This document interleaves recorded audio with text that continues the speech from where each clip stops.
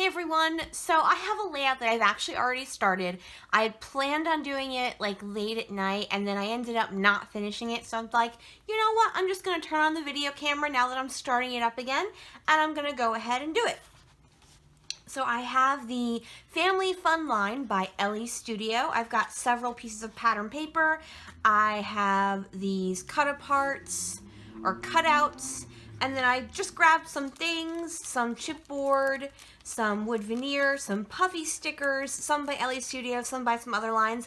I also pulled out my Elle Studio title builder alphabet stamp set, so I'm hoping to use that as well. This is a story that I actually did the journaling for a long time ago. I just typed it up because it's a longer story and I put it on a Google Doc, and so I just already have it typed up, but I never actually did the layout for it. I wanted to use this photo for a specific reason, so I'm going to go ahead and get into that, get the layout started. As you can see, I have layered some pieces of the pattern paper behind my photo, and I have an idea of my title going right around here, and then just doing the journaling here. One of my go-to layout designs when I have one photo.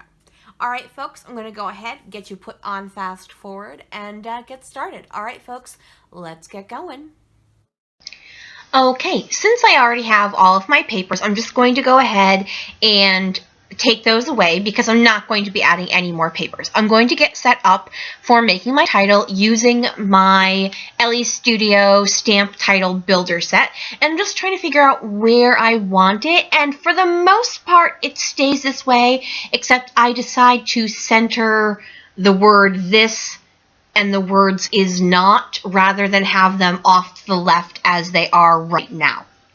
So I'm going to show you how I stamped it partially, and then I'm going to cut away and come back to it because it does take a while because I'm stamping multiple things. I am going to be using my Tim Holtz stamp platform that I picked up a while back. It does make stamping so much easier, especially for someone like me who is not a very good stamper at all. So once I get it where I think I'm going to pull it, I am going to use some alphas for the last word in my title, which is the word expecting, and I'm having trouble because I need it to fit in that spot, but I also want it to be different than the rest of my alphas. I finally think I'm going to decide on these wood grain daily flash ones because I think that will pull in that wood grain piece of paper I have off to the left of my photo along with the wood floors in my photo, but in the end I realized they're going to be too big, so I make another choice. But I'll talk about that when it actually happens in the layout.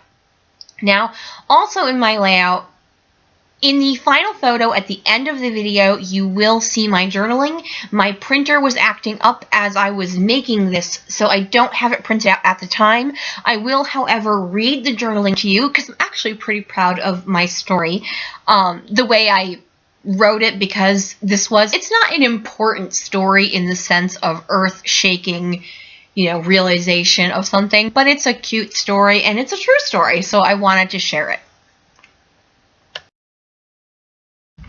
So I've placed the word R in the stamp platform. Now, technically, I'm pretty sure these tile stamps are supposed to be meant to line up one right next to each other, but I was too lazy to do them separately, and I like them fine the way they are, so I'm perfectly happy with them. I am using Heidi Swap ink in navy for the words is, not, the, and are. I decided I do want to bring that brown over, so for the words this and you, I'm actually going to be using Tim Holtz Distressed ink in Gathered Twigs. I don't necessarily like to use Distress ink for actual stamping as opposed to inking the edges and for mixed media, but it actually worked out fine. I think probably because I did words rather than trying to stamp an image. So I'm going to do multiple words for my next pass with is not, and then at this point I'm going to do the same thing I did for the word are. I am going to go ahead and ink it up twice. And I do have a Lawn Fawn chamois to clean off my stamps. I have to go ahead, clean them off, and put them away at the time I stamp them. Otherwise, I end up losing pieces. So you'll see now I have jumped ahead and I am using the gathered twigs to do the word you. The Y on you took a couple of passes simply because of where it was placed. And I am going to finish off my stamping this with the word story. And instead of using a colored ink, I am going to grab my Versamark stamp pad and ink that up twice, and then use some white embossing powder. And it's just embossing powder I bought at Michael's. It is probably Stampendous. I don't remember off the top of my head, and I've put it away since I finished this. Once I do that, I am going to pull out my heat tool and melt that word. And I'm just waiting for it to get nice and warm and cleaning up. Before I do that, I am cleaning up my stamp and taking it out of the stamp platform. I'm jumping ahead of myself. Oy vey.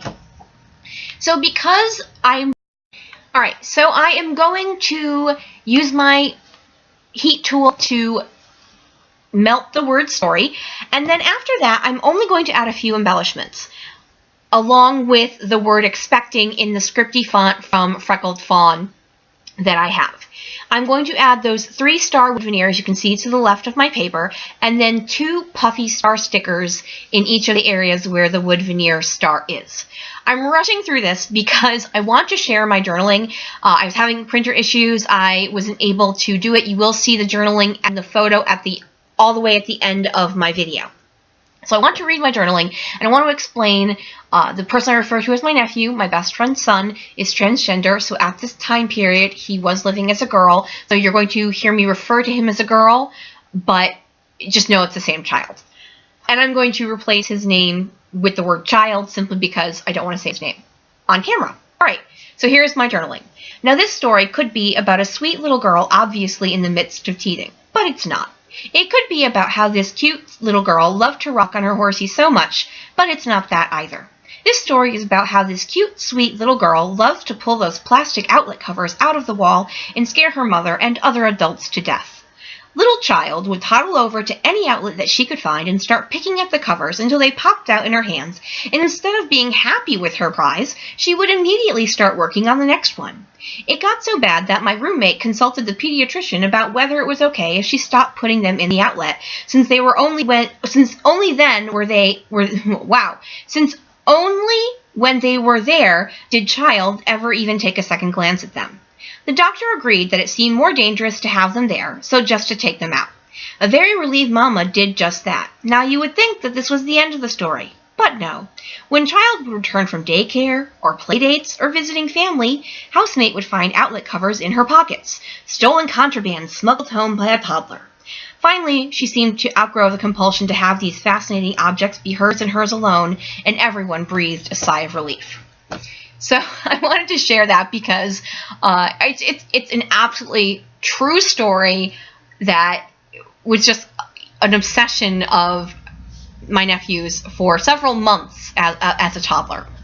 So that arrow, that chipboard arrow that I put actually points directly to the outlets.